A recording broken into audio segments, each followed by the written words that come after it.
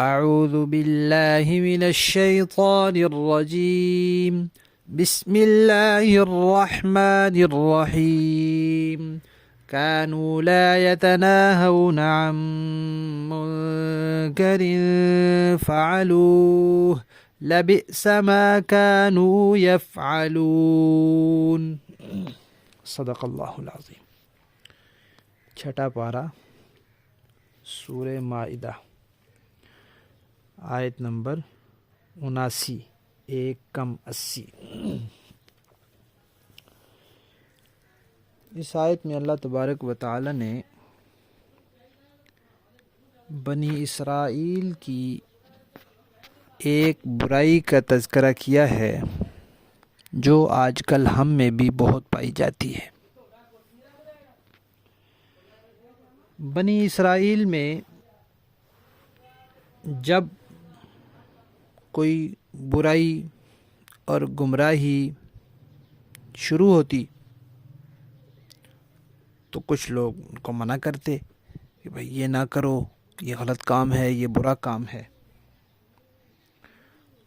ایک دفعہ منع کیا، 2 دفعہ، 3 دفعہ، پھر جب دیکھا کہ کوئی نہیں سن رہا، کوئی ہماری نہیں مان رہا، تو پھر منع کرنا چھوڑ دیا۔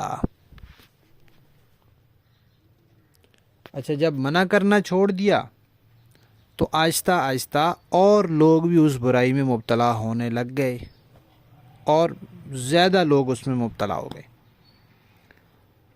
پھر جب اللہ تعالیٰ کا عذاب آیا تو جو برائی میں مبتلا تھے وہ بھی پکڑے گئے، اور جو منع کرنا چھوڑ چکے تھے وہ بھی پکڑے گئے۔ اس لیے کہ اللہ تبارک و تعالیٰ کی طرف سے نیکی کا حکم دینا اور برائی سے منع کرنا ایک مستقل فریضہ ہے جو آخر دم تک انسان پر لازم ہے کہ جب تک یہ زندہ ہے، جب تک یہ کر سکتا ہے، یہ نیکی کا حکم دیتا رہے، برائی سے منع کرتا رہے۔ آج ہمارے ہاں بھی اس طرح ہے کہ بہت سی برائیاں ہیں جس سے آج سے 20 سال، 30 سال، 40 سال پہلے ہمارے بزرگ منع کرتے تھے۔ بے پردہ باہر نکلنے سے منع کرتے تھے، گھر میں بغیر دوپٹے کے اس طرح پھرنے سے منع کرتے تھے، گانا وغیرہ بجانے سننے سے، ڈھول سے منع کرتے تھے، تصویریں بنوانے سے منع کرتے تھے، اور داڑیاں منڈوانے سے منع کرتے تھے۔ اس طرح اور جتنے شریعت کے خلاف کام ہیں ان سے منع کرتے تھے، اور اب ہم نے ان سے منع کرنا بھی چھوڑ دیا ہے۔ تو جب منع کرنا چھوڑ دیا ہے تو اب زیادہ لوگ اور زیادہ خواتین، زیادہ مرد ان برائیوں میں ملوث ہو رہے ہیں۔ تو اس وجہ سے، ان برائیوں کی وجہ سے اللہ تعالیٰ کا جو عذاب آ رہا ہے اس میں سارے شریک ہیں، کرنے والے بھی اور منع کرنے سے چپ ہو جانے والے بھی۔ برائی روک ٹوک سے رکتی ہے، لہذا کوئی بھی برائی ہو، چاہے ساری دنیا کر رہی ہے، آپ کی ایک نہیں سن رہی، آپ نے اس کو روکتے رہنا ہے، منع کرتے رہنا ہے، اپنا فریضہ ادا کرتے رہنا ہے، اور اپنے آپ کو اللہ کے عذاب سے بچاتے رہنا ہے۔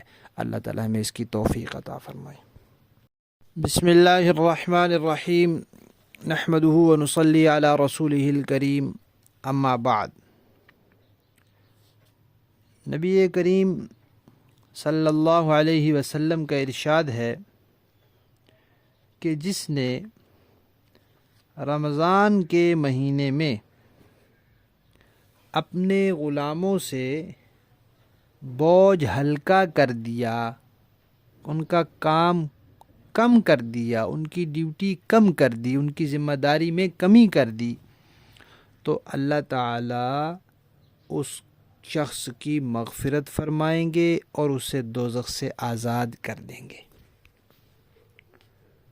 تو اس میں اس بات کی ترغیب دی گئی ہے کہ رمضان میں چونکہ مسلمان کا روزہ ہوتا ہے، اور روزے کی حالت میں اس کے لیے کام کرنا اس طرح آسان نہیں ہوتا جیسے عام دنوں میں انسان کھا پی کر کرتا رہتا ہے، تو اس لیے رمضان میں کام کی مشقت اور کام کا بوجھ بھی کم ڈالنا چاہیے۔ خود بھی انسان دنیاوی کاموں کا بوجھ اپنے اوپر کم ڈالے، جتنا ہو سکتا ہے آسانی سے۔ اب مزدور آدمی ہے بیچارہ، مزدوری تو کرے گا، ورنہ کیسے پیٹ پالے گا، لیکن جہاں مجبوری ہو وہ تو مجبوری ہے، اس کے علاوہ دنیاوی کاموں کا بوجھ اپنے اوپر کم ڈالنا چاہیے، جتنا کم ہو سکے۔ اور بہت سے کام ایسے ہیں جو انسان رمضان سے پہلے کر سکتا ہے یا شروع میں کر سکتا ہے، آخر میں پھر وہ بہت مشکل ہو جاتے ہیں، اور پورا مہینہ روزے رکھتے رکھتے وہ پہلے والی ہمت بھی شروع مہینے والی نہیں رہتی۔ اسی طرح اپنے غلام، آج کل غلام نہیں ہیں، آج کل ماتحت ملازم ہیں، نوکر ہیں، گھر میں کام کاج کرنے والی خواتین ہیں، مرد ہیں، دکانوں پر رکھے ہوئے لڑکے ہیں کام والے، تو جتنے بھی اپنے ماتحت ہیں ان کے اوپر بھی کام کا بوجھ کم رکھنا چاہیے۔ تو فائدہ کیا ہوگا؟ اللہ تعالیٰ مغفرت فرمائیں گے، گناہ معاف کریں گے نا، اور دوزخ سے آزاد کریں گے۔ جب اللہ کی مخلوق پر رحم کریں گے تو اللہ تعالیٰ پھر رحم کرنے والوں پر بھی رحم فرمائیں گے۔ اسی طرح گھر کی جو خواتین ہیں ان پر بھی کام کا بوجھ کم کرنا چاہیے۔ جتنی انسان کے پاس گنجائش ہو اتنا انسان ان کے لیے آسانی پیدا کر لے، سہولت مہیا کر لے۔ خواتین تو اپنی طرف سے یہ کوشش کریں کہ ہم اپنے روزے کی حفاظت کرتے ہوئے باقی روزے داروں کی جتنی خدمت کریں اتنا ثواب ہے، لیکن مرد حضرات یہی کوشش کریں کہ ان کے لیے جتنی سہولت اور آسانی مہیا کر سکیں کر لیں، تاکہ اس پر عمل ہو جائے اور ان کے لیے بھی گناہوں کی مغفرت اور دوزخ سے آزادی کا سامان ہو جائے۔ اللہ تعالیٰ عمل کی توفیق عطا فرمائے، آمین۔ بسم اللہ الرحمن الرحیم، نحمدہ ونصلی علی رسولہ الکریم، اما بعد۔ روزے کی حالت میں انسان اگر کھا پی لے تو اس کی کئی صورتیں ہیں۔ ایک صورت تو یہ ہے کہ اس کو روزہ یاد ہے اور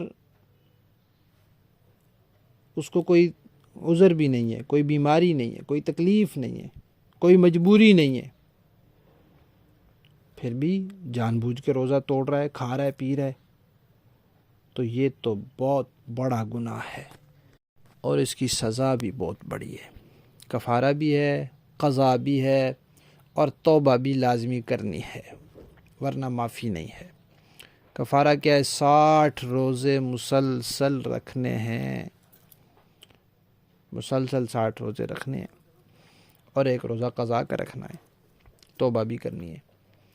دوسری صورت یہ ہے کہ روزہ تو یاد ہے، کھا بھی جان بوجھ کے رہا ہے، لیکن بیمار تھا، تکلیف اتنی بڑھ گئی کہ ڈاکٹر نے کہا اب اگر نہیں کھاتا تو مر جائے گا یا بے ہوش ہو جائے گا یا بیماری بہت بڑھ جائے گی، بہت طبیعت خراب ہو جائے گی، مجبوری ہے، شریعت نے گنجائش رکھی ہے، شریعت میں آسانی ہے، تو یہ روزہ توڑتا ہے، تو اس کے لیے صرف قضا ہے، کفارہ نہیں ہے، بعد میں روزہ رکھے گا، قضا کرے گا۔ اور تیسری صورت یہ ہے کہ روزہ یاد ہے اور کچھ چیز بھی اندر چلی گئی، لیکن اس کا ارادہ نہیں تھا اندر لے جانے کا، کلی کرنے کے لیے پانی منہ میں ڈالا، وہ اندر چلا گیا۔ یا صبح سحری کھا رہا تھا تو اس نے یہ سمجھا کہ آج سحری کا وقت 4:40 تک ہے، حالانکہ وہ تھا 30 منٹ تک، یہ 40 منٹ تک کھاتا رہا، تو اس کا بھی روزہ نہیں ہوا، اس کو بھی قضا کرنی پڑے گی۔ یا اسی طرح اس نے سمجھا کہ آج افطاری جو ہے وہ 6:15 پہ ہے، اور اس نے 15 منٹ پہ روزہ کھول لیا، حالانکہ افطاری تھی 6:20 پر، تو اس کا بھی روزہ ٹوٹ گیا، روزہ نہیں ہوا، اس کو روزہ دوبارہ رکھنا پڑے گا، لیکن صرف قضا کرنی پڑے گی، کیونکہ وہ غلطی سے، غلط فہمی سے ایسا ہو گیا، کلی کے لیے منہ میں پانی ڈالا تھا، اندر اتر گیا، یہ سحری کا وقت سمجھ رہا تھا، حالانکہ وہ وقت ختم ہو گیا تھا، یا افطاری کا سمجھ رہا تھا۔ اور چوتھی صورت یہ ہے کہ اس کو روزہ یاد ہی نہیں ہے، بس کھا رہا ہے پی رہا ہے، تو اس کا روزہ نہیں ٹوٹا، نہ اس کو کوئی گناہ ہوا، نہ اس کا روزہ مکروہ ہوا، یاد جو نہیں ہے اس کو روزہ، بس کھا لیا پی لیا ختم، نہ اس کی قضا ہے، نہ اس کی کفارہ ہے، نہ اس کی توبہ ہے، کچھ بھی نہیں ہے، کیونکہ اس طرح کی بھول چوک انسان سے معاف ہے۔ اللہ نے انسان کو پیدا کیا، اس میں بھول کا مادہ رکھا ہے، جان بوجھ کے تو نہیں بھولتا انسان، بھول ہو گئی تو بس وہ پھر اللہ نے معاف بھی کی ہے۔ البتہ یہ یاد رکھیں کہ اگر غلطی سے روزہ ٹوٹ جائے تو پھر کھانا پینا نہیں شروع کر دینا چاہیے، بلکہ باقی دن روزے داروں کی طرح گزارنا چاہیے۔